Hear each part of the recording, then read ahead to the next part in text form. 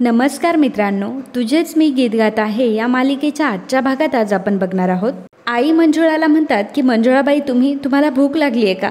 मंजुळा म्हणते की नाही नाही असं काही नाही काकी. मंजुळा आईंना म्हणते की मी तुम्हाला काकी म्हटलं तर चालेल ना? त्यावर आई म्हणतात की हो हो म्हण ना.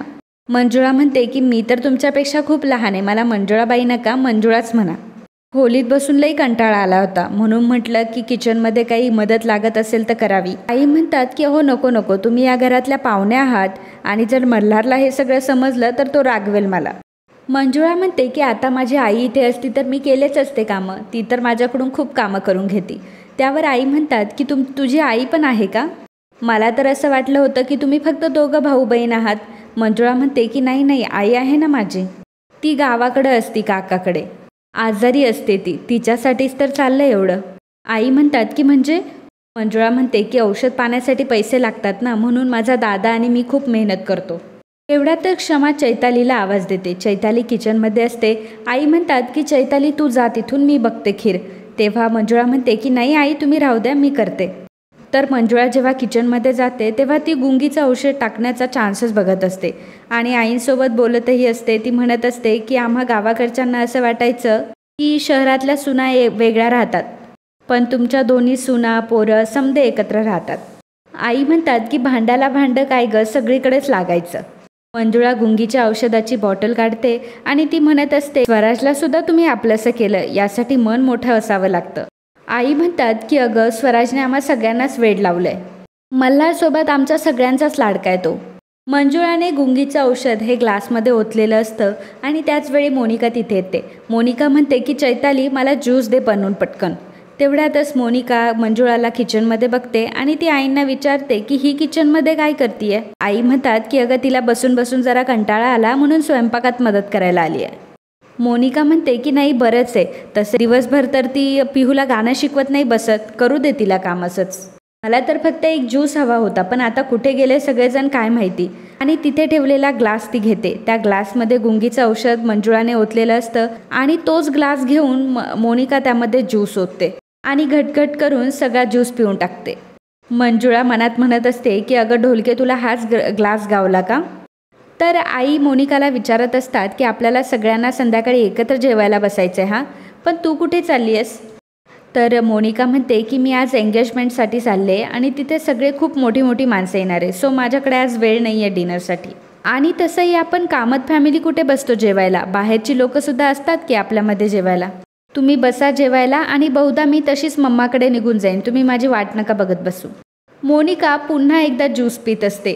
तेव्हा मंजुळा मनात म्हणत असते की अगं ढोलके तुझी वाट लागणार आहे आता. पार्टीच्या आधीच तुझा टांगा पलटी आणि घोडे फरार होणार आहे, त्यात हे किलोभर दागिने, मग तर अजूनच झोप येईल हिला. मंजुळा विचार करत असते की आता मी हिला कसं थांबवू. मोनिका तोपर्यंत तिथून निघालेली असते. तेव्हा मंजुळा जोरात शिंकते आणि म्हणते की हो मॅडम जरा थांबा, आता दुसरी शिंक येईपर्यंत थांबूनच घ्या, नाहीतर तुमचा बॅड लक खराब होईल हा. मोनिका म्हणते की व्हॉट नॉनसेन्स, मी नाही मानत असलं काही. आई मी येते हां. आणि असं म्हणून मोनिका तिथून निघते. तेव्हा मंजुळा मनात विचार करत असते माझी झोप उडवून ही ढोलकी आता कुठे जाऊन घोरत पडते काय माहिती. देवा आज काय हिचं खरं नाही आहे. तर इकडे मोनिका गाडी घेऊन आलेली असते. तिला गाडी ही नीट चालवता येत नसते कारण तिला खूप झोप येत असते. मोनिका एका ठिकाणी गाडी थांबवते आणि म्हणते की मला एवढी झोप काय येते, पाणी प्यायला हवं. जेव्हा ती पाण्याची बॉटल शोधते तेव्हा पाणीही नसतं. त्यामुळे मोनिका म्हणते की आता मला डोळ्यावर पाणीसुद्धा मारायला हवं कारण मला खूपच झोप येते. पाण्याची बॉटल घेण्यासाठी मोनिका बाहेर पडते, परंतु तिला खूपच झोप येत असते आणि तिचा रस्त्यावरून तोल जात असतो. तर त्याचवेळी त्या रस्त्यावर श्यामला बसलेली असते. श्यामलाने भिकाऱ्याचा अवतार घेतलेला असतो आणि ती लोकांना म्हणत असते की अहो भाऊ मला मदत करा ना, माझ्या नवऱ्याला कॅन्सर झाला आहे, माझ्याकडं दवाखान्यात न्यायला सुद्धा पैसे नाही आहे, अहो भाऊ मला मदत करावं. तेवढ्यातच श्यामला मोनिकाला बघते. श्यामलाला मोनिकाला बघून खूपच आनंद होतो. मला मनात म्हणते की आई बाई तुझी तर लॉटरीच लागली गं, मोनिका स्वतःहून तुझ्याकडे येऊ राहिली आहे. मोनिकाचा तोल जात असतो तेव्हा श्यामला तिला सावरते आणि म्हणते की अहो मॅडम असं काय करून राहिलाय तुम्ही, एवढी झेपत नाही तर प्यायचीच कशाला एवढी. मोनिकाचा मात्र सारखा तोल जात असतो आणि मोनिका तिथेच फुटपाथवर झोपून घेते. श्यामला म्हणत असते की हे तर एकदम बरं झालं, आता त्या इन्स्पेक्टरनी माझं जेवढं नुकसान केलं आहे ना तेवढ्याची भरपाईच करून घेते. तेवढ्यातच एक माणूस तिथे येतो आणि म्हणतो की अहो यांना काय झालंय. तर श्यामला म्हणते की अहो बघते ना मी, बाई माणूस येते. श्यामला म्हणते की ओळखते मी तिला आणि बाई माणूस आहे ना, बघून घेऊ आम्ही, तू जा बरं इथून. आणि मग श्यामला मोनिकाच्या तोंडावर एक पांघरून टाकते आणि तिचे सर्व दागिने हळूहळू करून काढून घेते. तर इकडे निरंजन जेव्हा क्षमाच्या रूममध्ये स्वराचे कपडे आणायला गेलेला असतो त्यावेळी क्षमा स्वराचे सगळे कपडे काढून ठेवते. क्षमा निरंजनला म्हणते की घेऊन जा तिचे कपडे, खरं तर मी आधीच द्यायला पाहिजे होते. स्वरा मात्र बाहेर सर्व हे बघत असते. क्षमा म्हणते की हो आणखी एक, आणि तिच्यासाठी हा हार आणि बांगड्या आणल्या होत्या तर ह्या पण घेऊन जा. बरं झालं तिनं सांगितलं, आणि जर तिला काही आणखी आठवलं तर तेही सांगा, देईन मी सर्व तिचं पाठवून. तसंही मला माझ्या खोलीमध्ये तिचं सामान नकोच आहे. हे सर्व स्वरा बघत असते आणि तिला खूप त्रास होत असतो. स्वराला रडताना बघून मंजुळाही तिथे आलेली असते आणि ती सुद्धा हे बघत असते. निरंजन क्षमाला म्हणत असतो की तुम्ही खरंच हे सर्व सामान देऊन टाकणार का. तर क्षमा म्हणते की हो देऊन टाकणार आहे मी. वस्तू जपून ठेवण्यासाठी काहीतरी नातं असावं लागतं. ते आहे का तरी स्वराचं आणि माझंच. ती फक्त मला मावशी आई म्हणते पण मानत नाही. तिच्यासाठी फक्त 2 शब्द आहेत ते. माझं नशीबच खराब आहे. 4 दिवसामध्ये मंजुळा तिला माया लावून गेली, पण माझं तर नशीबच खराब आहे आणि मी नेहमीसारखी परकीच राहिले. क्षमा खूप रडत असते आणि म्हणत असते की मी परकीच आहे तिच्यासाठी. निरंजन म्हणतो की अहो तुम्ही नका काळजी करू, अहो तो चुकून त्या मंजुळाबाईंना आई म्हणून राहिलाय, तुम्ही उगाच मनाला लावून घेऊ नका हा. तेव्हा क्षमा मागे वळून बघते आणि म्हणते की कसं नको मनाला लावून घेऊ, आणि तिला स्वरा दिसते. स्वरा ही खूप रडत असते. स्वरा पटकन येऊन क्षमाला मिठी मारते. क्षमा देखील स्वराला मिठी मारते आणि दोघीही खूप रडत असतात. स्वरा क्षमाजवळ जाते आणि म्हणते की मावशी आई प्लीज मला माफ कर, मी खूप वाईट वागले तुझ्याशी. अगं पण जेव्हा मी घर सोडून गेलो होतो ना तेव्हा मी मंजुळा गुरुजींमुळेच परत आलो. त्यांनीच मला वाचवलं आणि त्यांच्यामुळेच माझा आवाज परत आला, म्हणून मी त्यांना आई म्हणायला लागलो. पण तू तर माझी यशोदाच आहेस ना. अगं मी तर तुला कधीच सोडू शकत नाही. मला सांग, देवकी आई जेव्हा सापडल्या होत्या तेव्हा श्रीकृष्णाने त्यांच्या यशोदा आईला सोडलं होतं का. नाही ना, ते तेवढंच प्रेम करायचे दोघींवर. मावशी आई अगं तू इतकी माया करतेस माझ्यावर, मी नाही ग सोडू शकत तुला. स्वरा पुन्हा क्षमाला मिठी मारते आणि म्हणते की तू तर माझी यशोदा आहेस. तेवढ्यातच मंजुळा तिथे येते आणि म्हणते की अरे माझ्या कर्मा, तुम्ही आहे वय याची यशोदा. अहो मग टेन्शन घ्यायची काही गरज नाही, मी काय याची देवकी बिवकी नाही. हे खुळं काय बी बडबडतंय आणि तुम्ही उगाच इथं टिपं गाळताय. स्वरा म्हणत असते की मावशी आई आता तू रडू नकोस, आता गेला ना तुझा राग. क्षमा म्हणते की हो. तर इकडे सर्वजण जेवायला बसलेले असतात. विजय म्हणतो की आई आपण किती दिवसानंतर सगळे एकत्र जेवायला बसतोय.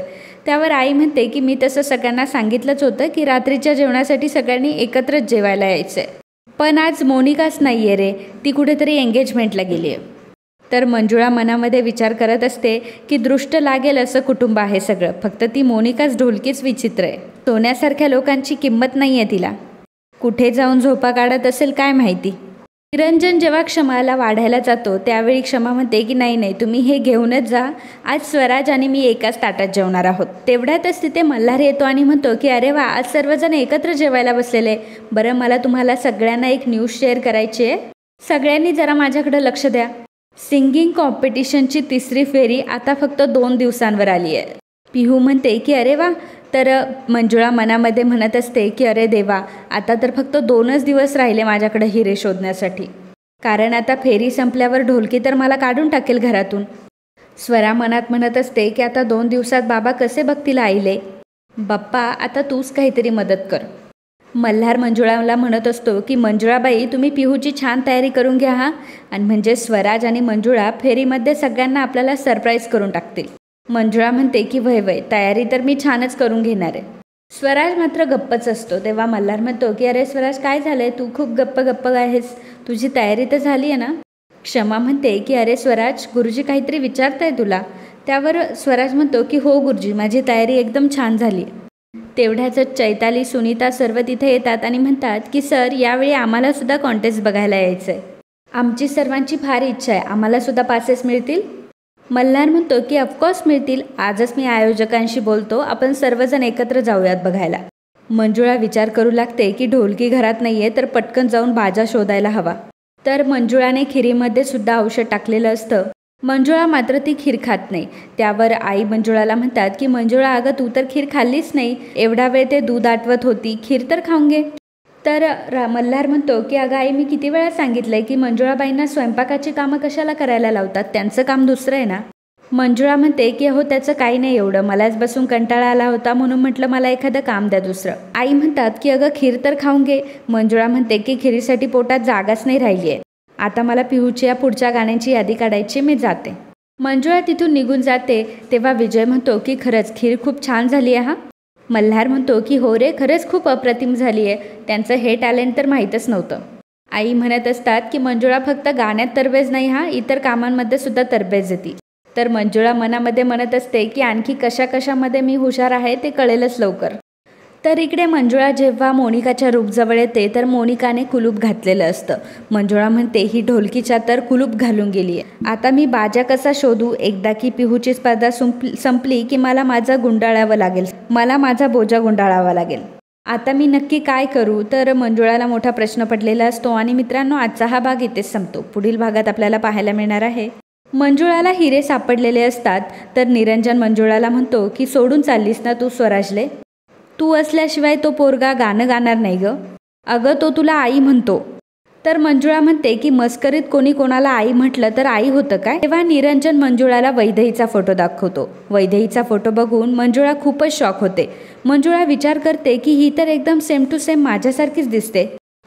तर मित्रांनो, असेच तुझेच मी गीत गात आहे या मालिकेचे अपकमिंग एपिसोड बघण्यासाठी आत्ताच आपल्या चॅनलला सबस्क्राईब करा. आणि आजचा हा भाग तुम्हाला आवडला असेल तर व्हिडिओला लाईक आणि कमेंट करायला अजिबात विसरू नका. धन्यवाद.